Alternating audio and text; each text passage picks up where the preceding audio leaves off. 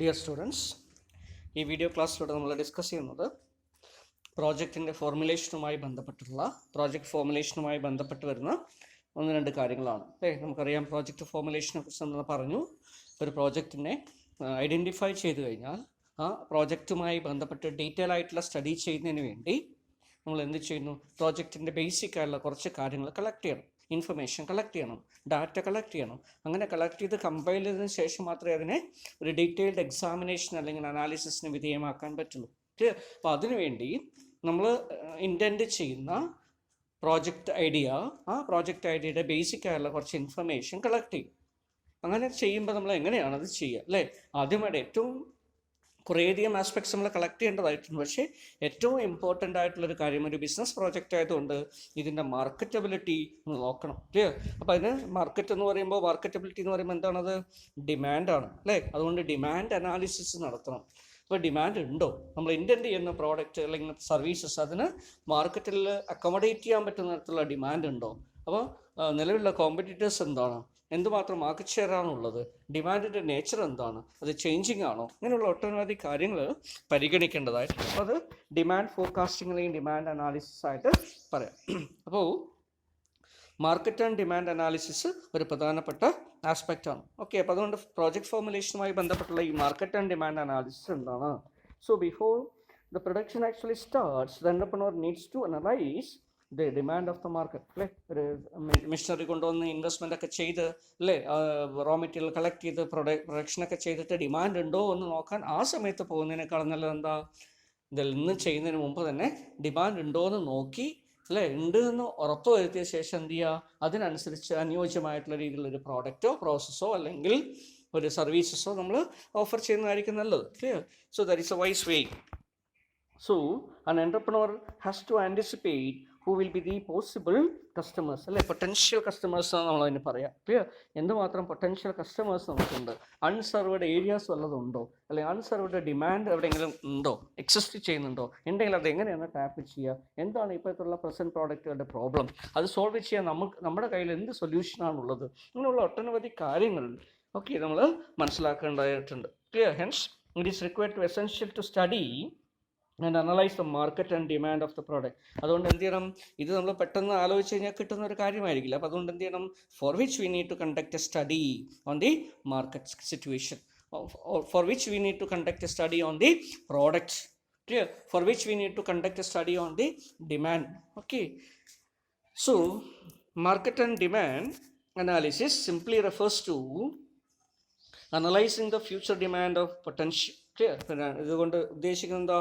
Future demand potential എന്താണെന്ന് analyse ചെയ്യുക. So it is a study of the markets for the product and it's estimate the total demand. Clear? മാർക്കറ്റിൽ എന്തുമാത്രം ഉണ്ട് അല്ലെങ്കിൽ demand ഉണ്ട് എന്ന് നോക്കി അതിനെ എസ്റ്റിമേറ്റ് ചെയ്യുന്ന ഒരു പ്രോസസ്സ് കൂടിയാണ്. അപ്പോൾ അതിനെ ഡിമാൻഡ് ഫോർകാസ്റ്റിംഗ് എന്നോ ഡിമാൻഡ് എസ്റ്റിമേഷൻ എന്നോ ഒക്കെ നമുക്ക് പറയാൻ പറ്റും. Okay, so how to conduct a market and demand analysis, എങ്ങനെയാണ് നമ്മൾ അത് ചെയ്യുക? So first of all, an entrepreneur should determine the objective of the market feasibility. Clear? Market feasibility എന്താണ് അല്ലെങ്കിൽ എങ്ങനെയായിരിക്കണം എന്നതിനെക്കുറിച്ച് നമ്മൾ നിശ്ചയിക്കണം. Then a preliminary discussion with the customers, retailers, distributors, competitors, suppliers, etc. is carried out to understand the consumer preferences. Clear? അപ്പോൾ ആദ്യം നമ്മളൊരു objective നിശ്ചയിക്കണം. Clear?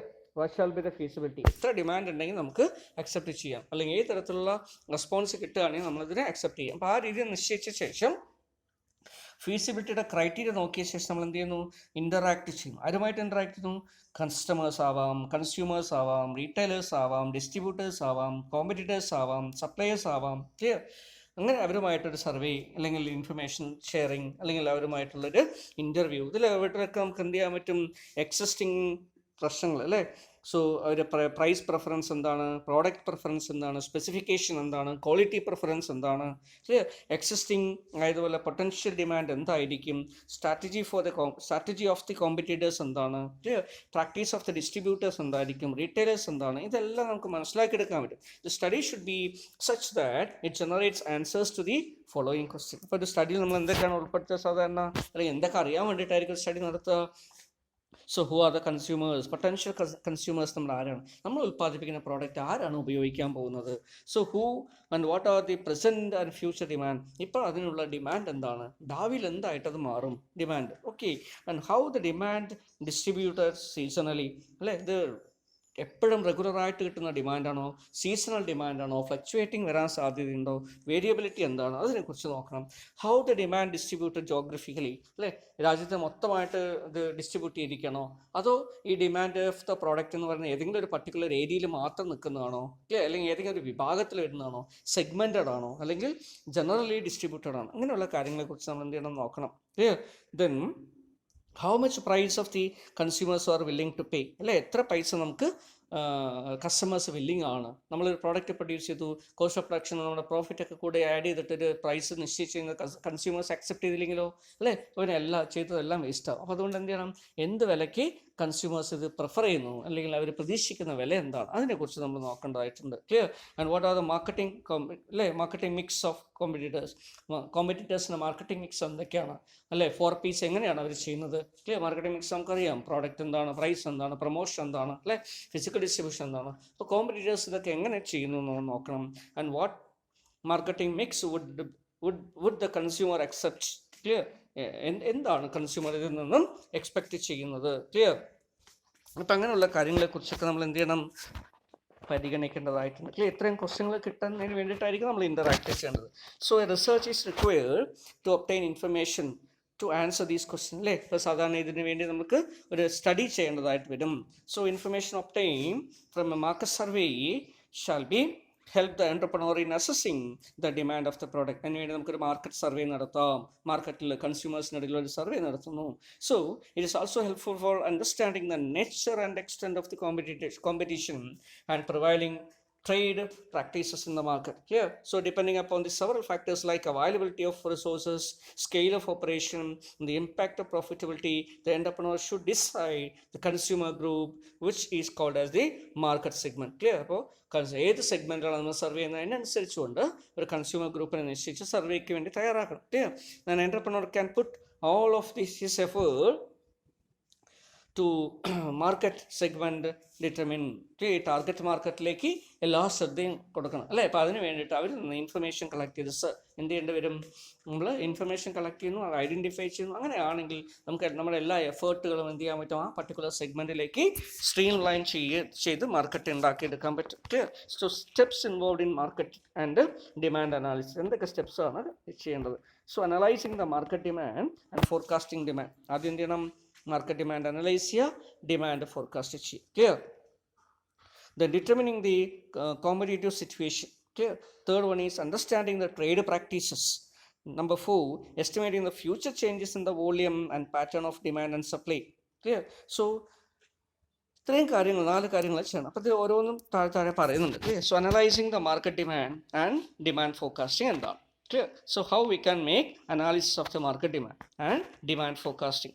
So potential entrepreneur has to assess the market demand of the product and services, and detailed study of the markets for determining the size of the demand of the product is known as demand analysis. ഇങ്ങനെ demand മനസ്സിലാക്കുന്നതിന് വേണ്ടി, demand size മനസ്സിലാക്കാൻ വേണ്ടി നമ്മളൊരു study ചെയ്യുമ്പോൾ അതിനെന്ത് പറയുന്നു, demand analysis എന്നുള്ള പേരിൽ പറയുന്നു. ഓക്കെ. അപ്പോൾ മാർക്കറ്റിലുള്ള ടോട്ടൽ, അല്ലേ, ഡിമാൻഡ് മനസ്സിലാക്കാൻ വേണ്ടി നമ്മൾ എന്ത് ചെയ്യുന്നു, ഒരു പ്രോഡക്റ്റിൻ്റെ ഡിമാൻഡിൻ്റെ സൈസ് മനസ്സിലാക്കാൻ വേണ്ടി സ്റ്റഡി ചെയ്യുമ്പോൾ തന്നെ demand analysis. So demand analysis refers to the assessment of the willingness and ability of the consumers to buy a product and services, അല്ലേ. ഒരു പ്രോഡക്റ്റ് ഉൽപ്പാദിപ്പിച്ചാൽ മാത്രം പോരാ, അത് വാങ്ങിച്ച് മാർക്കറ്റ് ചെയ്യപ്പെടേണ്ടതായിട്ടുണ്ട്. അങ്ങനെ ആണെങ്കിൽ കസ്റ്റമേഴ്സ് ഏത് പ്രൈസിന്, അല്ലേ, willingness to pay and capacity to pay നമ്മൾ പഠിച്ചതാണ്, അല്ലേ, എക്കണോമിക്സിലൊക്കെ. അതുപോലെ ഈ വില്ലിംഗ്നെസ്സും കപ്പാസിറ്റി എന്താണ് ബയ്യേഴ്സിൻ്റെ കേസിൽ. Clear. So willingness and ability will be judged by way of the survey. Clear. So the impact of important factors determining demand are, അല്ലേ, അപ്പോൾ എന്തൊക്കെയാണ് അതിൻ്റെ ഡിമാൻഡിനെ സ്വാധീനിക്കുന്ന ഘടകങ്ങൾ? പ്രൈസ് ആണോ, നേച്ചർ ഓഫ് പ്രോഡക്റ്റ് ആണോ, നേച്ചർ ഓഫ് സർവീസ് ആണോ, ഇൻകം ഓഫ് ദ കൺസ്യൂമർ ആണോ, കോമ്പറ്റീഷൻ ആണോ, ടേസ്റ്റ് ആൻഡ് പ്രിഫറൻസസ് ആണോ, അല്ലേ, ഇതെല്ലാം നമ്മൾ നോക്കണം. അപ്പോൾ ഓരോ ഫാക്ടേഴ്സിനനുസരിച്ച് ഏത് ഫാക്ടർ അനുസരിച്ചിട്ടാണ് അത് മാറുക, അല്ലേ. ചില പ്രോഡക്റ്റുകളെ സംബന്ധിച്ചിടത്തോളം കൺസ്യൂമേഴ്സിന് ഇൻകം കൂടിക്കഴിഞ്ഞാൽ അതിൻ്റെ കൺസംഷൻ കൂടും. ചിലതിന് പ്രൈസ് കുറഞ്ഞ്, അല്ലേ, പ്രൈസ് കൂടിയത് കൊണ്ട് ചിലപ്പോൾ കൺസംഷൻ കുറയണമെന്നുണ്ടാവില്ല. എസെൻഷ്യൽ ഗുഡ്സ് ഒക്കെ ഉണ്ടാവും. അപ്പോൾ ഇങ്ങനെ എന്താണ് ഇതിൻ്റെ ഇമ്പോർട്ടൻറ്റ് ഫാക്ടേഴ്സ് എന്നൊക്കെ നമ്മൾ ഐഡൻറ്റിഫൈ ചെയ്യണം. അപ്പോൾ അതിന് വേണ്ടിയിട്ടാണ് ഈ സർവേകളൊക്കെ നടത്തുന്നത്. അതിനനുസരിച്ച് വേണം ഡിമാൻഡ് ഫോർകാസ്റ്റ് ചെയ്യാം. So as already stated, market demand analysis is done on the basis of the market survey. Okay, അപ്പോൾ അവിടെ നമ്മൾ കളക്ട് ചെയ്യേണ്ട മാർക്കറ്റ് സർവേയിൽ അല്ലേ ഇൻക്ലൂഡ് ചെയ്യേണ്ടത് എന്തൊക്കെയാണ്? Total demand of the products അല്ലേ, അതിനുള്ള ഇൻഫർമേഷൻ നമുക്കറിയണം.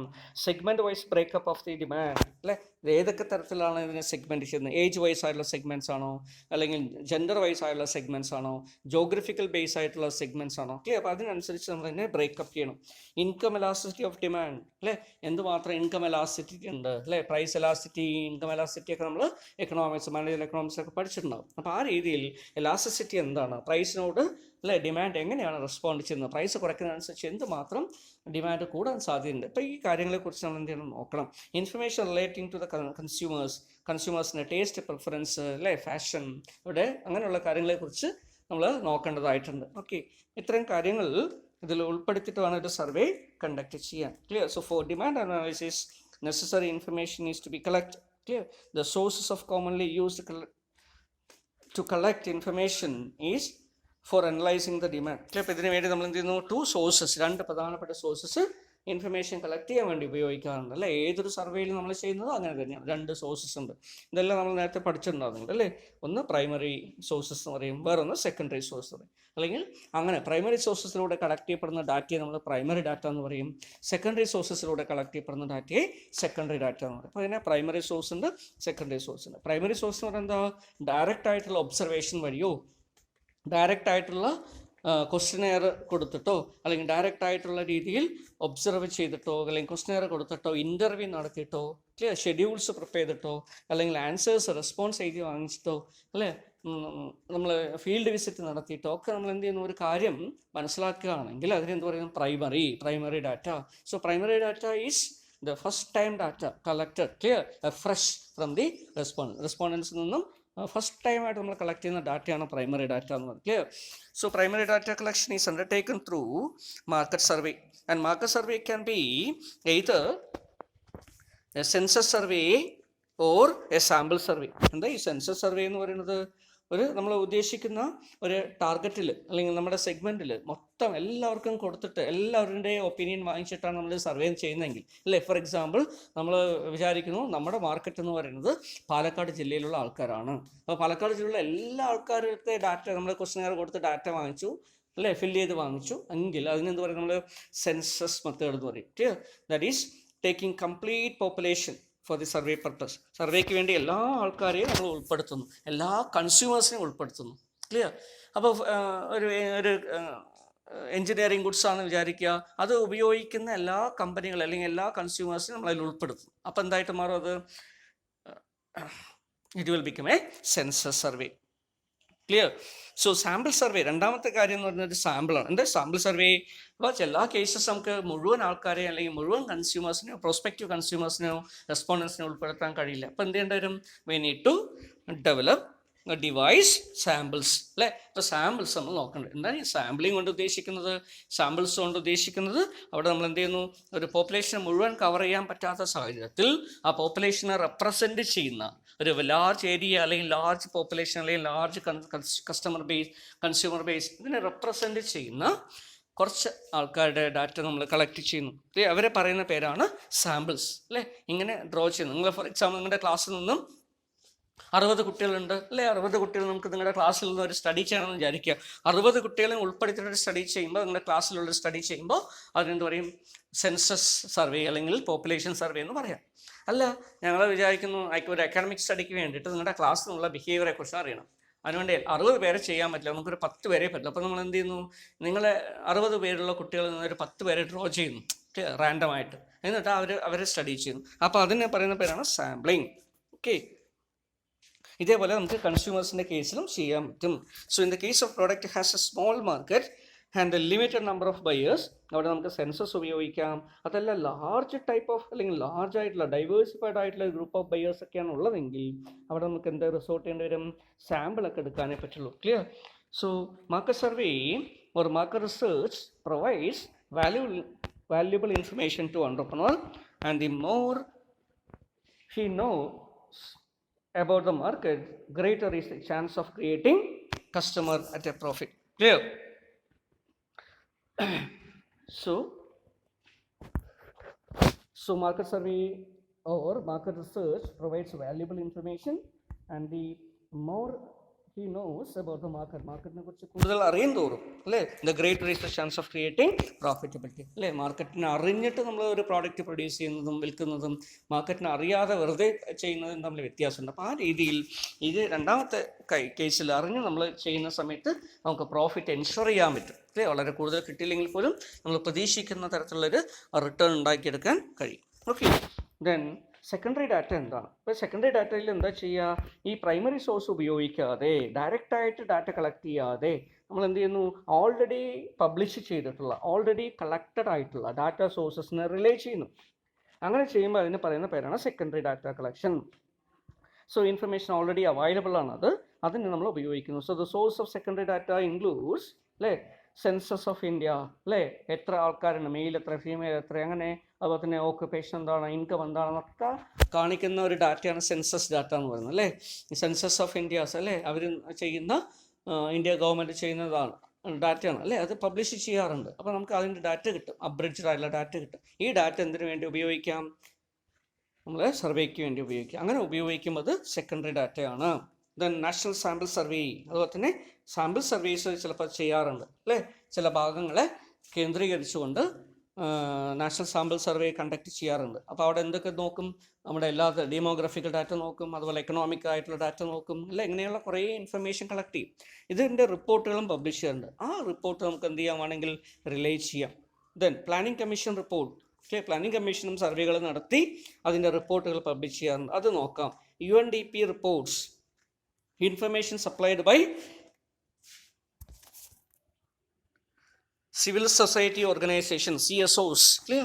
ഇങ്ങനെ അതുപോലെ economic survey, annual publications of industrial department, ഇങ്ങനെ ഒട്ടനവധി പബ്ലിക്കേഷൻ, RBIയുടെ ബുള്ളറ്റിൻ, ഇങ്ങനെ ഒട്ടനവധി എന്തുണ്ട് സെക്കൻഡറി പബ്ലിഷ്ഡ് മെറ്റീരിയൽസ് ഉണ്ട്. ക്ലിയർ? അതുപോലെ journals, magazines, clear, newspaper, അതല്ലെങ്കിൽ റിലേറ്റഡ് ആയിട്ടുള്ള ആർട്ടിക്കിൾസ് അല്ലേ, പബ്ലിഷ്ഡ് ബുക്കുകൾ, ഓക്കെ, ഇങ്ങനെയുള്ള കാര്യങ്ങളൊക്കെ നമുക്ക് റെഡിലി അവൈലബിൾ ആണ്, ഓൾറെഡി പബ്ലിഷ്ഡ് ആണ്. വെബ്സൈറ്റുകളൊന്നും അല്ലെങ്കിൽ മറ്റുള്ള രീതിയിൽ അതൊക്കെ അക്വയർ ചെയ്യാൻ പറ്റും. അപ്പോൾ ഡയറക്റ്റായിട്ട് പോയിട്ട് ഡാറ്റ കളക്ട് ചെയ്യുന്ന പറയാം, ഇങ്ങനെയുള്ള ഡാറ്റ സെക്കൻഡറി ആയിട്ട് നമുക്ക് ഉപയോഗിക്കാം. അങ്ങനെ ഉപയോഗിക്കുന്നത് എല്ലാം കൊണ്ട് നമ്മുടെ ടേബിൾ ഇട്ടായിട്ട് നമുക്ക് നോക്കിയാൽ മതി അല്ലേ, ഒരു ടേബിളിൽ ഇരുന്ന് കൊണ്ടുതന്നെ നമുക്ക് എന്ത് ചെയ്യാൻ പറ്റും, ചെയ്യാൻ പറ്റും. അതുകൊണ്ട് ഈ സെക്കൻഡറി ഡാറ്റ ഉപയോഗിച്ചുകൊണ്ട് നമ്മൾ റിസർച്ച് ചെയ്യുമ്പോൾ അതിന് ഡെസ്ക് റിസർച്ച് എന്നൊക്കെ പറയാറുണ്ട്. So it is called as desk research. Clear? എന്താ ഡെസ്ക് റിസർച്ചിൻ്റെ പ്രത്യേകത അല്ലേ? എൻ്റെ പേര് കേൾക്കുന്ന പോലെ തന്നെ വേറെ എവിടെയും നമ്മൾ പോകേണ്ട കാര്യമില്ല. ഒരു സർവേ ചെയ്യേണ്ട, ഫീൽഡ് സർവേ ചെയ്യേണ്ട, ക്വസ്റ്റ്യൻ കൊടുക്കേണ്ട, കളക്ട് ചെയ്യേണ്ട, ഒന്നും ചെയ്യേണ്ട. ഒരു ഡെസ്ക് അല്ലേ, ഒരു ടേബിൾ നമ്മൾ ഇടുന്നു, അവിടെ നമ്മൾ ഈ കാര്യങ്ങളൊക്കെ എടുത്തു വയ്ക്കുന്നു അല്ലേ, റിപ്പോർട്ടുകളും സ്റ്റേറ്റ്മെൻറ്റുകളും ആർട്ടിക്കിൾസും അല്ലേ, ഡാറ്റയൊക്കെ എടുത്തു വയ്ക്കുന്നു. പബ്ലിഷ്ഡ് ആയിട്ടുള്ള കാര്യങ്ങളാണ്, ഇതൊക്കെ എടുത്തു വെച്ച് നമ്മൾ എന്ത് ചെയ്യുന്നു, അതിൻ്റെ ബേസിസിൽ റിസർച്ച് ചെയ്യുന്നു. അങ്ങനെ ചെയ്യുമ്പോൾ അതിനെ സെക്കൻഡറി സോഴ്സസ് എന്ന് പറയാം. So after gathering primary and secondary data relating to the market and demand, future demand is estimated അല്ലേ. ഫ്യൂച്ചർ ഡിമാൻഡ് നമ്മൾ അതിന് വേണ്ടിയിട്ടാണ് അതൊക്കെ ചെയ്യുന്നത്. അതുകൊണ്ട് എന്ത് ചെയ്യുന്നു, ഫ്യൂച്ചർ ഡിമാൻഡ് ഫോർകാസ്റ്റ് ചെയ്യുന്നു. അപ്പോൾ ഫോർകാസ്റ്റിംഗ് ടെക്നിക്ക് എന്താണ്, ഡിമാൻഡ് എസ്റ്റിമേഷൻ എന്താണ്, ഡിമാൻഡ് ഫോർകാസ്റ്റിംഗ് എന്താണെന്നൊക്കെ നിങ്ങൾ ഒരു പക്ഷേ നേരത്തെ പഠിച്ചിട്ടുണ്ടാവും. മാനേജർ എക്കണോമിക്സിലും പഠിച്ചിട്ടുണ്ടാവും, അതുപോലെ തന്നെ മാർക്കറ്റിംഗ് മാനേജ്മെൻറ്റിലും പഠിച്ചിട്ടുണ്ടാവും അല്ലേ. അപ്പോൾ അതുകൊണ്ട് തന്നെ അതിനെക്കുറിച്ച് കൂടുതൽ പറയുന്നില്ല. So the process of estimating future demand is also known as demand forecasting. Methods and techniques of demand forecasting, എന്തെല്ലാം ടെക്നിക്സ് ആണ് ഉപയോഗിക്കുക? So all methods of demand forecasting are broadly divided into three: qualitative method, quantitative method, and casual or causal method. Clear? So what is a qualitative? What are the qualitative methods and what are the quantitative method and what are the causal methods? അപ്പോൾ നമുക്ക് ഓരോന്നായിട്ട് നോക്കാം. Clear? That is number 1, qualitative method. ഇപ്പോൾ qualitative മെത്തേഡിൽ എന്ത് ചെയ്യുന്നില്ല, ഏതെങ്കിലും numbers, figures ഇതൊന്നും നമ്മൾ കളക്ട് ചെയ്യാതെ ക്വാണ്ടിറ്റേറ്റീവ് അനാലിസിസ്, ആവറേജോ മീനോ മീഡിയനോ അല്ലേ, ഇങ്ങനെയൊന്നും എടുക്കാതെ, ക്ലിയർ, നമ്മൾ എന്ത് ചെയ്യുന്നു, ചില ജഡ്ജ്മെൻറ്റിൻ്റെ ബേസിസിൽ, പ്രൊഫഷണൽ ഒപ്പീനിയൻ്റെ അടിസ്ഥാനത്തിൽ, അതല്ലെങ്കിൽ ഒരു വിലയിരുത്തലിൻ്റെ അനാലിസിസിൻ്റെ അടിസ്ഥാനത്തിൽ, ക്ലിയർ, ചില കാര്യങ്ങൾ കൺക്ലൂഡ് ചെയ്യും. അങ്ങനെ എടുക്കുന്ന കാര്യങ്ങൾക്കാണ് നമ്മൾ ക്വാളിറ്റേറ്റീവ് മെത്തേഡ്സ് എന്ന് പറയുക. So these are judgemental method in which experts translate the information collected from primary and secondary data into a qualitative estimate. Clear. അപ്പോൾ അവിടെ ക്വാളിറ്റേറ്റീവ് എസ്റ്റിമേറ്റ് ആയിരിക്കും എടുക്കുക. Clear. Based upon the economy അല്ലേ. For example നമ്മുടെ എക്കണോമിയുടെ GDP എത്രമാത്രം grow ചെയ്യാൻ സാധ്യതയുണ്ട്, economic progress അടുത്ത വർഷം എന്തായിരിക്കും, ഗ്രോത്ത് റേറ്റ് എന്തായിരിക്കും, കൺസ്യൂമേഴ്സിൻ്റെ ഡിമാൻഡ് ഏത് തരത്തിലാണ് വർദ്ധിച്ചു വരുന്നത് അല്ലേ, അതുപോലെ തന്നെ പ്രൈസ് ട്രെൻഡ് ഏത് തരത്തിലാണ് നിൽക്കുന്നത്. അങ്ങനെ കുറേ വേരിയബിൾസ് നമ്മൾ സെക്കൻഡറി ഡാറ്റയും അതുപോലെ പ്രൈമറി ഡാറ്റയും ഒക്കെ കളക്ട് ചെയ്തിട്ട് എന്ത് ചെയ്യുന്നു, അതിനനുസരിച്ച് എക്സ്പേർട്ട് ഒരു പ്രൊജക്ഷൻ നടത്തുന്നു. ഓക്കെ നെക്സ്റ്റ് 5 ഇയേഴ്സിൽ ഇങ്ങനെയായിരിക്കും ഡിമാൻഡ്, അല്ലെങ്കിൽ നെക്സ്റ്റ് ഇയറിൽ ഇന്നതായിരിക്കും ഡിമാൻഡ്. ഇങ്ങനെ പറയുമ്പോൾ അതിനെന്ത് പറയുന്നു, this is called a qualitative method. Clear. So the following are the important qualitative methods. Number 1, jury of executive method. Clear. So jury of executive method, under this method group of experts give their values on the expected future demand. On the basis of their views, demand is estimated. Clear. കുറച്ച് expert വിളിച്ച് അവരൊരു jury പോലെ അല്ലേ, ഒരു ജഡ്ജസിൻ്റെ panel പോലെ വയ്ക്കുന്നു, അവരുടെ അടുത്ത് ഇത് എസ്റ്റിമേറ്റ് ചെയ്യാൻ പറയുന്നു. ആ എസ്റ്റിമേഷൻ നമ്മൾ എന്തിനു വേണ്ടി ഉപയോഗിക്കുന്നു, നമ്മുടെ പർപ്പസിന് വേണ്ടി ഉപയോഗിക്കുന്നു. ക്ലിയർ. ഡെൽഫി മെത്തേഡ് വേറൊരു പ്രധാനപ്പെട്ട മെത്തേഡാണ് ഡെൽഫി മെത്തേഡ്. ക്ലിയർ. ഇതും ഒരു ഗ്രൂപ്പ് ടെക്നിക്കാണ്, പക്ഷേ ഡയറക്റ്റായിട്ട് ചെയ്യുന്നില്ല. ആദ്യം എന്ത് ചെയ്യുന്നു, ഡിമാൻഡിനെ സംബന്ധിക്കുന്ന എസ്റ്റിമേഷൻ സംബന്ധിക്കുന്ന ഡാറ്റയും ക്വസ്റ്റ്യൻസും നമ്മൾ എന്ത് ചെയ്യുന്നു, ഡിഫറൻ്റ് ആയിട്ടുള്ള ആൾക്കാർക്ക് അയച്ചു കൊടുക്കുന്നു. മേ ബി അവർ ഒരു പ്രത്യേക പ്രദേശത്ത് വിളിച്ചിട്ട് നിങ്ങൾ സെപ്പറേറ്റ് ആയിട്ട് നമുക്ക് ഓരോ ആളുകൾക്കും കൊടുക്കും. അതല്ലെങ്കിൽ അവർക്ക് വ്യത്യസ്ത പ്രദേശങ്ങളിൽ ഇരിക്കുന്ന ആൾക്കാരാണ് എന്ത് ചെയ്യുന്നു, അവർക്ക് മെയിലിലൂടെയോ മെസ്സേജിലൂടെയോ ഒക്കെ എന്ത് ചെയ്യുന്നു, ഈ ഡാറ്റയും ക്വസ്റ്റ്യൻസ് ഒക്കെ അവരടുത്ത് ചോദിക്കുന്നു. എന്നിട്ട് ഇതിൻ്റെ ആൾട്ടർനേറ്റീവ് എന്താണ്, അല്ലെങ്കിൽ എത്ര വരും എന്നുള്ള കാര്യങ്ങളൊക്കെ നമ്മൾ എന്ത് ചെയ്യുന്നു, ചോദിക്കുന്നു. ക്ലിയർ. അപ്പോൾ ഓരോ ആൾക്കാരും ഇൻഡിപെൻഡൻ്റ് ആയിട്ട് അവരവരുടെ എക്സ്പേർട്ടുകളായിരിക്കും ഇവരൊക്കെ. Clear. Experts will be consulted. ഈ എക്സ്പേർട്സ് എന്ത് ചെയ്യും, അവരവരുടെ ഒപ്പീനിയൻസ് ഒക്കെ നൽകും. ക്ലിയർ. ഈ ഒപ്പീനിയൻസ് മുഴുവൻ എന്ത് ചെയ്യും, നമ്മൾ കളക്ട് ചെയ്യും, എന്നിട്ട് കൺസോളിഡേറ്റ് ചെയ്യും. എന്നിട്ട് എന്ത് ചെയ്യുന്നു, ഇന്ന ആൾക്കാർ ഇന്ന ഒപ്പീനിയൻ പറഞ്ഞിട്ടുണ്ട്. ക്ലിയർ. അങ്ങനെ ഒരു ഫോർമാറ്റ് ഉണ്ടാക്കിയിട്ട് എല്ലാ ആൾക്കാരുടെയും റെസ്പോൺസസിനെയും വെച്ചിട്ട് വീണ്ടും എന്ത് ചെയ്യുന്നു, ഈ കളക്റ്റീവ് ആയിട്ടുള്ള റിപ്പോർട്ടുകൾ, കൺസോളിഡേറ്റഡ് റിപ്പോർട്ട് എല്ലാവർക്കും വീണ്ടും അയച്ചു കൊടുക്കുന്നു. അപ്പോൾ അവരെന്ത് ചെയ്യും, അവരുടെ ഒപ്പീനിയൻ എന്തായിരുന്നു, മറ്റുള്ള ആൾക്കാർ എന്ത് പറഞ്ഞിരിക്കണമെന്നൊക്കെ അവരെന്ത് ചെയ്യും, പരസ്പരം അനലൈസ് ചെയ്യും. അതിൻ്റെ പോസിറ്റീവും നെഗറ്റീവും മെറിറ്റും ഡീമെറിറ്റും ഒക്കെ അവർ പറയും. അപ്പോൾ ഈ പോസിറ്റീവ് നെഗറ്റീവും വീണ്ടും നമ്മൾ എന്ത് ചെയ്യും, കളക്ട് ചെയ്യും. വീണ്ടും അതിനെന്ത് ചെയ്യും, കൺസോളിഡേറ്റ് ചെയ്തിട്ട് വീണ്ടും അവർക്ക് അയച്ചു കൊടുക്കും, അല്ലെങ്കിൽ അവരിലേക്ക് കൊടുക്കും. ഇങ്ങനെ ഒരു സീരീസ് ഓഫ് ഡെലിബറേഷൻസ് വഴി ഫൈനലി ഈ എക്സ്പേർട്സിൻ്റെ ഇടയിൽ മെറിറ്റ്സും ഡിമെറിറ്റ്സും ഒക്കെ അങ്ങോട്ടും ഇങ്ങോട്ടൊക്കെ ആർഗ്യൂ ചെയ്ത് ഏറ്റവും നല്ലതായിട്ടുള്ളൊരു മെത്തേഡ് നമുക്ക് കിട്ടും, അല്ലെങ്കിൽ ഏറ്റവും നല്ലതായിട്ടുള്ളൊരു എസ്റ്റിമേറ്റ് കിട്ടും, ഏറ്റവും നല്ലതായിട്ടുള്ളൊരു വാല്യൂ കിട്ടും അല്ലേ. അപ്പോൾ ആ വാല്യൂ നമ്മൾ എടുക്കുന്നു. അങ്ങനെ എടുക്കുന്ന ഒരു മെത്തേഡാണ് ഡെൽഫി മെത്തേഡ് എന്ന് പറയുന്നത്. Clear. So this method involves collecting information from a group of experts who do not interact face to face. A questionnaire for demand estimation is prepared and mailed to them, and they are asked to express their views, and responses received from them are summarized and sent back to each other's experts along with its questions to probe further and the reason for their views expressed in the first round. Clear. And this is repeated until all the experts are arriving at a particular estimate, demand estimate. അപ്പോൾ ആ രീതിയിൽ streamline ചെയ്തെടുക്കുന്നതാണ് Delphi. Survey method ഇവിടെ നമ്മൾ എന്ത് ചെയ്യുന്നു, it involves asking the customers clear directly with the intention to buy the product. നിങ്ങൾക്ക് വാങ്ങിക്കാൻ താല്പര്യമുണ്ടോ, നിങ്ങൾ ഇത് പ്രിഫർ ചെയ്യുന്നുണ്ടോ, ഈ ക്വാളിറ്റി ശരിയാവോ, അല്ലെങ്കിൽ ഈ പ്രൈസിന് വാങ്ങിക്കും, ഇങ്ങനെയുള്ള കാര്യങ്ങളൊക്കെ വെച്ചിട്ട് നമ്മൾ എന്ത് ചെയ്യുന്നു, ഒരു സർവേ തന്നെ കണ്ടക്ട് ചെയ്യുന്നു മാർക്കറ്റിൽ. ക്ലിയർ. അപ്പോൾ ഇൻറ്റൻഡഡ് പൊട്ടൻഷ്യൽ ആയിട്ടുള്ള കസ്റ്റമേഴ്സ് അല്ലെങ്കിൽ കൺസ്യൂമേഴ്സിൻ്റെ ഇടയിൽ ഒരു സർവേ നടത്തി, മാർക്കറ്റ് സർവേ നടത്തിയിട്ട് നമുക്കത് ചെയ്യാം. ഇതൊക്കെയാണ് പ്രധാനമായിട്ടും വരുന്ന ക്വാളിറ്റേറ്റീവ് മെത്തേഡ്സ്. ഇനി ക്വാണ്ടിറ്റേറ്റീവ് മെത്തേഡ്സ് എന്താണെന്ന് നോക്കാം. So these methods are based on the historical time series അല്ലേ, ടൈം സീരീസ് അനാലിസിസുമായി ബന്ധപ്പെട്ടിട്ട് അല്ലേ, സ്റ്റാറ്റിസ്റ്റിക്കൽ ടൂൾസ് ഉപയോഗിച്ചുകൊണ്ട് ചെയ്യുന്ന ടെക്നിക്സാണ് ഇത്.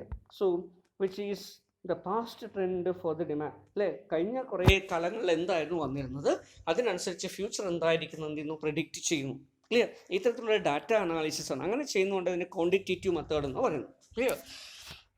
അപ്പോൾ അതിൽ വരുന്നത് എന്തൊക്കെയാണ് വരിക, പ്രധാനപ്പെട്ട മെത്തേഡ്സ്. ഒന്ന് ട്രെൻഡ് പ്രൊജക്ഷൻ. നമുക്കറിയാം ട്രെൻഡ് പ്രൊജക്ഷൻ അല്ലേ, എന്താ ട്രെൻഡിൻ്റെ പ്രൊജക്ഷൻ. ഇപ്പോൾ 4-5 വർഷത്തെ ഉണ്ടെന്ന് വിചാരിക്കുക, നമ്മൾ നോക്കുന്നു ഒന്നാമത്തെ വർഷം, രണ്ടാമത്തെ വർഷം, മൂന്നാമത്തെ വർഷം, നാലാമത്തെ വർഷം, ഇങ്ങനെ ഒരു 5 വർഷത്തെ ഡാറ്റ എടുക്കുന്നു. ക്ലിയർ. ഇപ്പോൾ സെയിൽസിൻ്റെ വാല്യൂ നോക്കുന്നു. Clear.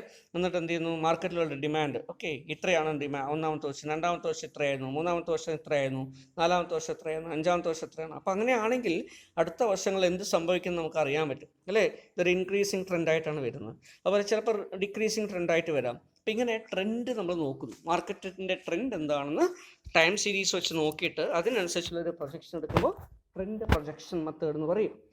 Okay, so this involves extrapolating അല്ലേ the past trend on the ഫ്യൂച്ചറിലേക്ക് നമ്മൾ എക്സ്ട്രാപൊളേറ്റ് ചെയ്യാണ് ചെയ്യുക അല്ലേ, ഭാവിയിൽ എന്ത് സംഭവിക്കുമെന്ന് അതിന് എക്സ്ട്രാപൊളേറ്റ് ചെയ്ത് കണ്ടുപിടിക്കുന്നു. Second one is moving average. Moving average എടുക്കും. എങ്ങനെ മൂവിങ് ആവറേജ് എടുക്കുക അല്ലേ, 1, 2, 3, 4, 5 ഇങ്ങനെ ഉണ്ടെന്ന് വിചാരിക്കുക. നമുക്കൊരു 3 ഡേ മൂവിങ് ആവറേജ് നമ്മൾ എന്ത് ചെയ്യുന്നു, ആദ്യത്തെ വാല്യൂ, രണ്ടാമത്തെ വാല്യൂ, മൂന്നാമത്തെ വാല്യൂ, മൂന്നും കൂടെ കൂട്ടുന്നു അല്ലേ, എന്നിട്ട് ഡിവൈഡഡ് ബൈ 3 ചെയ്യുന്നു. അപ്പോൾ നമുക്കൊരു ആവറേജ് വാല്യൂ കിട്ടി. ക്ലിയർ? ഇതാണ് മൂവിങ് ആവറേജ് എന്ന് പറയാം. പിന്നെ അടുത്തത് എടുക്കുമ്പോൾ എന്ത് ചെയ്യുന്നു, ആദ്യത്തെ അതിനെ ഒഴിവാക്കുന്നു, ബാക്കിയുള്ള ഇവിടെ ഉണ്ടെങ്കിൽ ഈ 3 കൂടി എടുക്കുന്നു, ഇതിൻ്റെ ആവറേജ് എടുക്കുന്നു. ഇങ്ങനെ കണ്ടിന്യൂസ് ആയിട്ട് എടുത്തു വരുന്നതാണ് മൂവിങ് ആവറേജ് എന്ന് പറയാം. ക്ലിയർ? അപ്പോൾ നമ്മൾ മൂവിങ് ആവറേജിൻ്റെ ബേസിസിലും എന്ത് ചെയ്യാം, ഡിമാൻഡിനെ ഫോർകാസ്റ്റ് ചെയ്യാൻ പറ്റും. Clear? So under this method the forecast of the next period represents the sample average, simple average or weighted average or weighted arithmetic average. Clear? അപ്പോൾ ഒരു വെയ്റ്റഡ് അരിതമെറ്റിക് ആവറേജ് ആയിട്ട് നമുക്കിതിനെ എടുക്കാൻ പറ്റും. ഓക്കെ, അപ്പോൾ നെക്സ്റ്റ് എങ്ങനെയായിരിക്കുമെന്ന് നമുക്ക് ഇതിലൂടെ പറയാൻ പറ്റും. അപ്പോൾ ഇതാണ് moving average. Next one is exponential smoothing average. Clear? ചില ഈ മൂവിങ് ആവറേജിൻ്റെ ഒരു പ്രത്യേകത എന്ന് പറയുന്നത് അല്ലേ, നമ്മൾ എടുക്കുന്ന ഒരു 3 പീരീഡോ 4 പീരീഡോ അല്ലെങ്കിൽ 5 ദിവസത്തെ അല്ലെങ്കിൽ 5 മാസത്തെ 5 വർഷത്തെ ഇങ്ങനെ ഏതാണോ നമ്മൾ എടുക്കുന്നത് അല്ലേ, ആ പീരീഡിൽ ഏതെങ്കിലും ഒരു പീരീഡിൽ എക്സ്ട്രീം വാല്യൂസ് ഉണ്ടെന്ന് വിചാരിക്കുക, ഒന്ന് വളരെ കുറവാണ്, വേറൊന്ന് വളരെ കൂടുതലാണ് അല്ലേ, അങ്ങനെയൊക്കെ ആണെങ്കിൽ ഈ കൂടുതലുള്ള വാല്യൂവോ അല്ലേ കുറവുള്ള വാല്യൂ എന്ത് ചെയ്യും, ഇതിൻ്റെ ആവറേജിനെ ബാധിക്കും. നമ്മൾ ഡിവൈഡ് ചെയ്ത് ഇപ്പോൾ ഫോർ എക്സാമ്പിൾ 101 ഡിവൈഡ് ബൈ 3 ചെയ്ത് കഴിഞ്ഞാൽ നമുക്ക് എത്ര കിട്ടും, ഏകദേശം 33.33 അല്ലെങ്കിൽ 33 കിട്ടും അല്ലേ. അപ്പോൾ നമ്മൾ എന്ത് വിചാരിക്കും, 33%. പക്ഷേ മിക്കവാറും ഒന്നിൽ എന്താണ് 0 ആണ്, ഒന്നിൽ 1 ആണ്, പക്ഷേ മൂന്നാമത്തേൽ 100 കിട്ടി. അപ്പോഴാണ് ഇങ്ങനെ വന്നത്. അപ്പോൾ ആവറേജ് എടുക്കുമ്പോൾ നമുക്ക് എന്ത് കിട്ടും, 33 കിട്ടും. ശരിക്കും 33 ഉണ്ടാവുമോ, ഇല്ല. കാരണം എന്താ, കഴിഞ്ഞ 2 വർഷങ്ങളിലും 0ഉം 1ഉം ഒക്കെയാണ് അല്ലേ, ഒരു വർഷത്തിന് മാത്രം വലിയൊരു വാല്യൂ വന്നു, അത് സിഗ്നിഫിക്കൻ്റ് ആയിട്ട് തന്നെ എഫക്റ്റ് ചെയ്തു. ഇങ്ങനെ വരാവുന്ന പ്രോബ്ലം ഉള്ളതുകൊണ്ട് ആവറേജ് എടുക്കുന്നത് ശരിയാവില്ല. അതുകൊണ്ട് എന്ത് ചെയ്യുന്നു, ഏറ്റവും കറണ്ട് ആയിട്ടുള്ള ഇപ്പോഴുള്ള ലേറ്റസ്റ്റ് ആയിട്ടുള്ളതിന് കൂടുതൽ വെയിറ്റേജ് നൽകുന്നതിന് വേണ്ടി കൊണ്ടുവന്നിരിക്കുന്ന ഒരു ആവറേജാണ് എക്സ്പൊണൻഷ്യൽ മൂവിങ് ആവറേജ് അല്ലെങ്കിൽ എക്സ്പൊണൻഷ്യൽ ആവറേജ് എന്ന് പറയാം. ക്ലിയർ? അപ്പോൾ അത് നമ്മൾ കുറച്ചുകൂടെ സ്മൂത്തനിങ് ചെയ്യാൻ പറ്റും. ക്ലിയർ? ഈ എക്സ്ട്രീം ഫിഗേഴ്സിനെ സ്മൂത്തൻ ചെയ്തെടുക്കാൻ പറ്റും. അതുകൊണ്ട് എക്സ്പൊണൻഷ്യൽ മൂവിങ് ആവറേജ് മെത്തേഡ് ഉപയോഗിക്കാം. അത് വഴി നമുക്ക് എന്ത് ചെയ്യാൻ പറ്റും, എറേഴ്സൊക്കെ എസ്റ്റിമേഷൻ എറേഴ്സൊക്കെ ഒഴിവാക്കിക്കൊണ്ട് വാല്യൂ പ്രിഡിക്റ്റ് ചെയ്യാൻ പറ്റും. So this is another way. Next one is causal method അല്ലേ. എന്താണ് cos?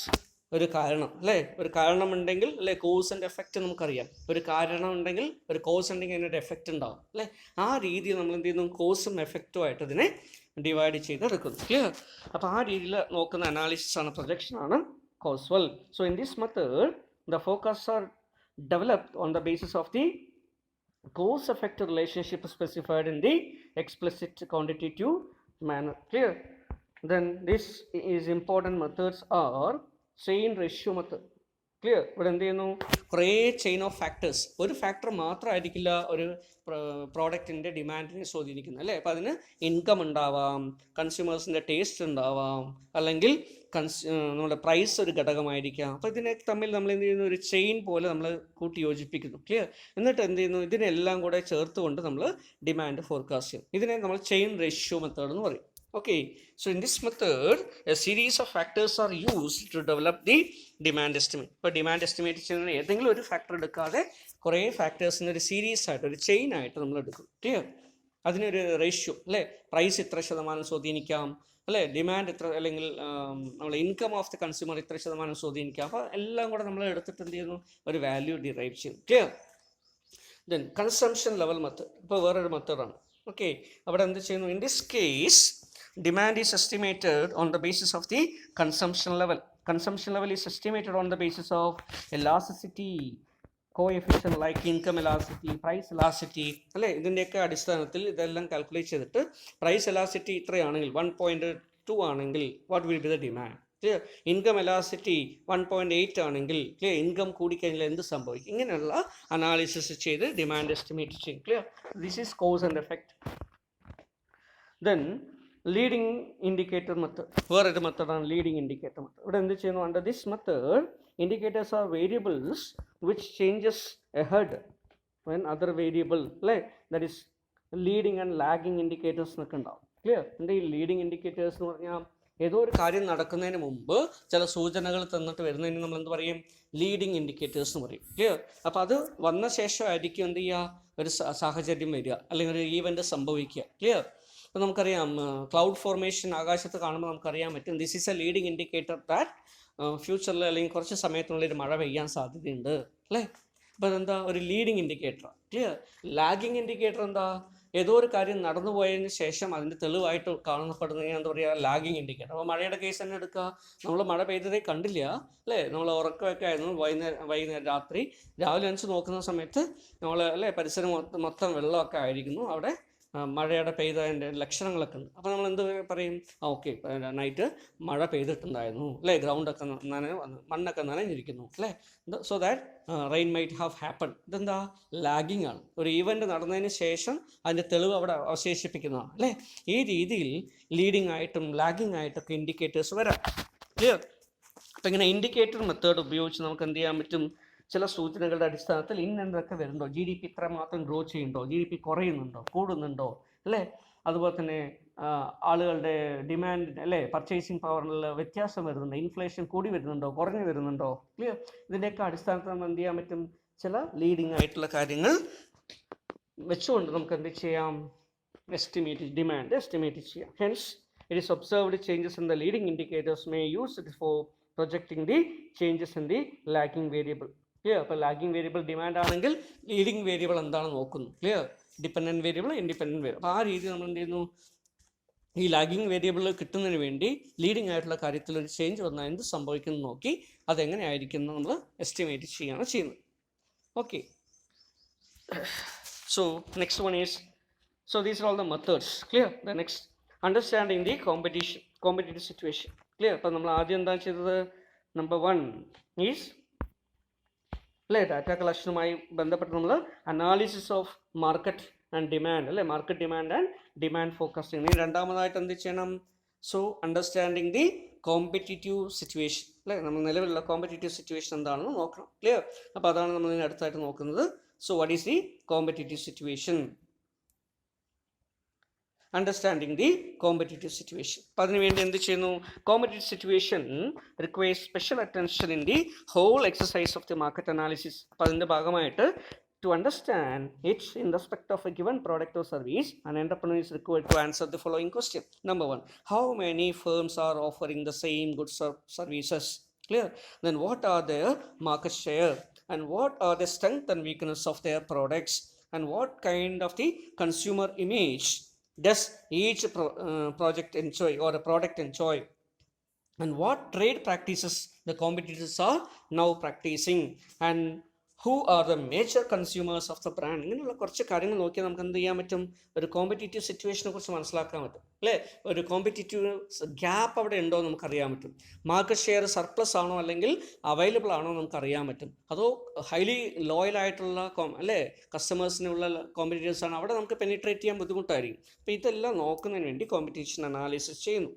Okay, next one is understanding the trade practices അല്ലേ, എന്തൊക്കെ ട്രേഡ് പ്രാക്ടീസസ് ആണ് നമ്മൾ മനസ്സിലാക്കേണ്ടതായിട്ടുണ്ട്. So trade practices reveal the mode, means and materials and methodologies, modalities of serving the consumer അല്ലേ. ഒരു കസ്റ്റമറിനെ പ്രോഡക്റ്റോ സർവീസസോ കൊണ്ട് സെർവ് ചെയ്യുന്നതിന് നമുക്ക് എന്ത് കുറേയധികം മെത്തേഡ്സ് ഉണ്ടാവാം, കുറേയധികം വേസ് ആൻഡ് മീൻസ് ഉണ്ടാവാം. അപ്പോൾ അതിൻ്റെ mode, means, modalities, methods, methodology ഇതെല്ലാം മനസ്സിലാക്കുകയാണ് ഇതിലൂടെ ചെയ്യുന്നത്. So due to the spread of customers or their buying behavior or habits, or even the nature of the products, it is not feasible for the entrepreneur to reach the consumers directly. Clear? അപ്പോൾ എല്ലാ കാര്യങ്ങളും ഓക്കെയാണ്, കൺസ്യൂമേഴ്സിന് demand ഉണ്ട് അല്ലേ, അതുപോലെ തന്നെ കൺസ്യൂമേഴ്സിൻ്റെ buying habit favourable ആണ്, ഒക്കെ ആണെങ്കിൽ പോലും ചിലപ്പോൾ നമുക്ക് അവരിലേക്ക് എത്തിപ്പെടാൻ കഴിയില്ല. അപ്പോൾ നമ്മൾ എന്ത് ചെയ്യണം? അതിനെക്കുറിച്ച് ആലോചിക്കണം. How we can reach it. Clear? അപ്പോൾ ട്രേഡ് പ്രാക്ടീസസ് എന്താണ്? നമ്മൾ ഡയറക്റ്റായിട്ട് റീച്ച് ചെയ്യുന്നതാണോ നല്ലത്? റീറ്റെയിലർ വഴി ചെയ്യണോ, അല്ലെങ്കിൽ ഹോൾസെയിലർ കൊടുത്താൽ മതി? ഏജൻറ്റ് വഴി ചെയ്യണോ? ഡയറക്റ്റ് മാർക്കറ്റിംഗ് വഴി ചെയ്യണോ? ഏത് പ്രൊമോഷണൽ മെഷേഴ്സ് എടുക്കണം? ഇങ്ങനെയുള്ള കാര്യങ്ങളൊക്കെ നമ്മൾ എന്ത് ചെയ്യണം? നോക്കണം. So A host of middle man like distributors, wholesalers, retailers, commission agents, super markets, and export houses are employed to provide various types of services. അല്ലേ? അപ്പോൾ ഇതെല്ലാം നമ്മൾ ഉപയോഗിക്കണോ വേണ്ടയോ ഏതൊക്കെ ഉപയോഗിക്കണമെന്നൊക്കെ ഒരു ധാരണ വേണം. A study on the prevailing trade practices, ഇപ്പോൾ ഉള്ള കോമ്പറ്റീറ്റേഴ്സ് ഉപയോഗിക്കുന്ന ട്രേഡ് പ്രാക്ടീസസ് എന്തൊക്കെയാണെന്ന് നോക്കി അതിൽ എന്തെങ്കിലും പ്രോബ്ലംസ് ഉണ്ടോ, ചാനൽസിൽ പ്രശ്നങ്ങളുണ്ടോ, അഡ്വർടൈസിങ് മീഡിയ എന്താണ്, അതിൽ എന്തെങ്കിലും പ്രോബ്ലം ഉണ്ടോ, അല്ലേ? നിലവിലുള്ള ചാനൽസിൻ്റെ ഇടയിൽ കേസസിൽ വളരെയധികം കോസ്റ്റ് കൂടുന്നുണ്ടോ, ഇതിനൊക്കെ നോക്കിക്കഴിഞ്ഞാൽ നമുക്ക് എന്ത് ചെയ്യാൻ പറ്റും, അതിനൊരു ആൾട്ടർനേറ്റീവ് സൊല്യൂഷൻ കൊണ്ടുവരാൻ പറ്റും. അപ്പോൾ അതിനനുസരിച്ചിട്ടാണ് എന്ത് ചെയ്യുന്നത്, അണ്ടർസ്റ്റാൻഡിങ് ദ ട്രേഡ് പ്രാക്ടീസസ് നമ്മൾ ചെയ്യേണ്ടത്. Next number 4, estimating the future changes in the volume and pattern of the demand and supply. അല്ലേ? ഭാവിയിൽ നമ്മുടെ ഡിമാൻഡ് ആൻഡ് സപ്ലൈയുടെ പാറ്റേൺ എങ്ങനെ മാറും, അല്ലേ? വളരെ ടെക്നോളജിക്കലി ഫാസ്റ്റ് ആയിട്ടുള്ളൊരു പ്രോഡക്റ്റ് ആണോ, പെട്ടെന്ന് മാറ്റം വരാൻ സാധ്യതയുള്ളതാണോ, ലോങ് സ്റ്റാൻഡിങ് ആയിട്ട് നിൽക്കുമോ, ഈ ഡിമാൻഡിന് കൺസിസ്റ്റൻസി ഉണ്ടോ, ഇതൊക്കെ നമ്മൾ അനലൈസ് ചെയ്യേണ്ടതായിട്ടുണ്ട്. So possible future changes in the volume and pattern of supply and demand should also be estimated. അപ്പോൾ അതിനുവേണ്ടി എന്ത് ചെയ്യുന്നു, so on the demand side നമ്മൾ താഴെ പറയുന്ന കാര്യങ്ങളൊക്കെ പരിഗണിക്കേണ്ടതായിട്ടുണ്ട്. Clear? The potentialities of the export market എന്താണ്, then the likely changes in the income and the price levels, the probable reason of the industries using the goods to be produced, the multiple use of the product or alternative use of the product, then the consequent effect on the globalization, impact of the technology and technological developments, the probable market share of the product, the effect of the advertisement and sales promotion on the consumers that is intended to be launched. ഇങ്ങനെയുള്ള കാര്യങ്ങളൊക്കെ നമ്മൾ demand സൈഡിൽ നോക്കണം. അതുപോലെ supply സൈഡിലും കുറേ കാര്യങ്ങൾ പരിഗണിക്കേണ്ടതായിട്ടുണ്ട്. Clear? So on the supply side നമ്മൾ എന്ത് ചെയ്യണം, വീണ്ടും ചില ഫാക്ടേഴ്സ് കൂടെ ശ്രദ്ധിക്കേണ്ടതായിട്ടുണ്ട്. So what are the factors to be considered in the supply side of the business? So competitiveness അല്ലെ competitive position of the proposed unit. നമ്മളൊരു യൂണിറ്റ് സ്റ്റാർട്ട് ചെയ്യാൻ പോകുന്നു, അതിൻ്റെ കോമ്പറ്റീറ്റീവ് പൊസിഷൻ എന്തായിരിക്കും, ഹൈലി കോമ്പറ്റീറ്റീവ് ആയിരിക്കും, അല്ലെങ്കിൽ നമുക്കൊരു സ്പേസ് അവിടെ കിട്ടുമോ? Clear? Existing product potential competitors, നമ്മുടെ ഇപ്പോഴത്തെ കോമ്പറ്റീറ്റേഴ്സ് ആരൊക്കെയാണ്, അല്ലെങ്കിൽ പൊട്ടൻഷ്യൽ ആയിട്ടുള്ള കോമ്പറ്റീറ്റേഴ്സ് ആരൊക്കെ ആയിരിക്കും. The extent of capacity utilisation, നമ്മൾ ഒരു പ്ലാന്റോ മെഷീനറി ഒക്കെ കൊണ്ടുവന്നു എത്രമാത്രം കപ്പാസിറ്റി യൂട്ടിലൈസേഷൻ അതിൽ പറ്റും. ക്ലിയർ? 100 കപ്പാസിറ്റിയിൽ ഓപ്പറേറ്റ് ചെയ്യാൻ പറ്റുമോ, അതോ ഇൻസ്റ്റാൾ ചെയ്ത ശേഷം അതിൻ്റെ ഒരു 60% കപ്പാസിറ്റിയിൽ മാത്രമേ നമുക്ക് ഓപ്പറേറ്റ് ചെയ്യാൻ പറ്റുള്ളൂ? അപ്പോൾ അങ്ങനെയുള്ള കാര്യങ്ങൾ നമ്മൾ നോക്കണം. Then possibility of substitute product, നമ്മൾ ഉൽപ്പാദിപ്പിക്കുന്ന പ്രോഡക്റ്റിന് സബ്സ്റ്റിറ്റ്യൂട്ട് പ്രോഡക്റ്റ് വല്ലതും ഉണ്ടോ, ഉണ്ടെങ്കിൽ അതിൻ്റെ നേച്ചർ എന്തായിരിക്കും. The type of distribution channel, നമ്മൾ എന്താണ് ഇപ്പം ഡിസ്ട്രിബ്യൂഷനായിട്ട് നമ്മൾ പ്രപ്പോസ് ചെയ്യുന്നത്, അല്ലേ? അത് ഹോൾസെയിലർ ഡയറക്റ്റായിട്ട് നമ്മൾ ചെയ്യുകയാണോ, അല്ലെങ്കിൽ ഹോൾസെയിലർ വഴി ചെയ്യുകയാണോ, അല്ലെങ്കിൽ ഹോൾസെയിലർ റീറ്റെയിൽ, അങ്ങനെയുള്ള അല്ലേ 0 ലെവൽ ചാനലുണ്ട്, 1 ലെവൽ ചാനലുണ്ട്, 2 ലെവൽ ചാനലുണ്ട്, അല്ലേ? അപ്പോൾ ഇതിൽ ഏതാണ് നമ്മൾ ഫോളോ ചെയ്യുന്നത്? Unit cost advantage of the and disadvantage. Clear? Cost advantage, നമ്മുടെ യൂണിറ്റിൻ്റെ കോസ്റ്റ് അഡ്വാൻറ്റേജ് എന്താണ്, ക്ലിയർ? അല്ലെങ്കിൽ ഡിസഡ്വാൻറ്റേജ് എന്താണ്, ക്ലിയർ? ഫിക്സഡ് കോസ്റ്റിൻ്റെ എലമെൻറ്റ് എത്രമാത്രം വരും, അല്ലെ? ലിവറേജിനുള്ള സാധ്യതയുണ്ടോ, അല്ലെ? Provision for after sales services, after sales services നമ്മൾ എന്തെങ്കിലും കൊടുക്കാൻ ഉദ്ദേശിക്കുന്നുണ്ടോ, അതില്ലാതെയാണോ നമ്മൾ മാർക്കറ്റ് ചെയ്യാൻ ഉദ്ദേശിക്കുന്നത്? അതുപോലെ ഈ proposed designing of the and packaging, നമ്മുടെ ഡിസൈനിങ് പാക്കേജിൽ എന്തെങ്കിലും അട്രാക്റ്റീവ്നെസ് ഉണ്ടോ, ഇന്നോവേഷൻ ഉണ്ടോ, ഇങ്ങനെയുള്ള കാര്യങ്ങളൊക്കെ എന്ത് ചെയ്യണം, സപ്ലൈ സൈഡിൽ നമ്മൾ പരിഗണിക്കേണ്ടതായിട്ടുണ്ട്. ക്ലിയർ? അപ്പോൾ ഇത്തരത്തിലുള്ള കാര്യങ്ങളൊക്കെ പരിഗണിച്ചാൽ മാത്രമേ നമുക്ക് ഡിമാൻഡിനെ കുറിച്ചുള്ള ഒരു നേച്ചർ കിട്ടുള്ളൂ. ക്ലിയർ? അപ്പോൾ market study and demand analysis എന്ന് പറയുന്നത് പ്രോജക്റ്റ് ഫോർമുലേഷനുമായി ബന്ധപ്പെട്ടുള്ള ഒരു പ്രധാനപ്പെട്ട സ്റ്റെപ്പാണ്. ക്ലിയർ? അപ്പോൾ ഇതിലൂടെ കളക്ട് ചെയ്യപ്പെടുന്ന ഡാറ്റ ആയിരിക്കും നമ്മൾ എന്ത് ചെയ്യുക, ഫർദർ അനാലിസിസിന് വേണ്ടി പ്രോജക്റ്റിൻ്റെ വയബിലിറ്റിയോ ഫീസിബിലിറ്റിയോ ഒക്കെ ടെസ്റ്റ് ചെയ്യുന്നതിന് വേണ്ടി ഉപയോഗിക്കുന്നത്. ക്ലിയർ? അപ്പോൾ അതുകൊണ്ട് എന്ത് ചെയ്യണം, ഇത് വളരെയധികം ഇമ്പോർട്ടൻ്റ് ആയിട്ടുള്ളൊരു സ്റ്റെപ്പായിട്ട് കൺസിഡർ ചെയ്ത് അതിനനുസരിച്ച് ഡാറ്റ കളക്ട് ചെയ്ത് കോർഡിനേറ്റ് ചെയ്യണം. ക്ലിയർ? ഇത് കളക്ട് ചെയ്ത ഡാറ്റയൊക്കെ നമ്മൾ എന്ത് ചെയ്യും, മീനിങ് ഫുൾ ആയിട്ട് കളക്ട് ചെയ്ത ശേഷം അതിനെയൊക്കെ ഗ്രൂപ്പ് ചെയ്ത് ക്ലാസിഫൈ ചെയ്ത് ടേബിൾസ് ആയിട്ടോ അല്ലെങ്കിൽ ഗ്രാഫിൻ്റെ രൂപത്തിലൊക്കെ നമ്മളത് സ്റ്റേറ്റ് ചെയ്യും. അങ്ങനെ സ്റ്റേറ്റ് ചെയ്തിട്ട് നമ്മൾ ചെയ്ത് വയ്ക്കുകയാണെങ്കിൽ അതിനെ നമുക്ക് എന്തായിട്ട് മാറി ഒരു പ്രോജക്റ്റിൻ്റെ പ്രൊഫൈൽ എന്ന് പറയും. ക്ലിയർ? ഇതെല്ലാം കൂടെ അടങ്ങുന്ന ഡാറ്റയെ കൂടെ ഒക്കെ അടങ്ങുന്ന ചെറിയൊരു ബ്രീഫായിട്ടുള്ളൊരു ഔട്ട്ലൈൻ ഉണ്ടാക്കി വയ്ക്കുമ്പോൾ അതിനെ പ്രോജക്റ്റ് പ്രൊഫൈൽ എന്ന് പറയും. Clear? So this project profile. Okay, ഇത് പ്രോജക്റ്റ് ഫോർമുലേഷൻ്റെ ഭാഗമായിട്ടുള്ളൊരു സ്റ്റെപ്പാണ്. ഓക്കെ.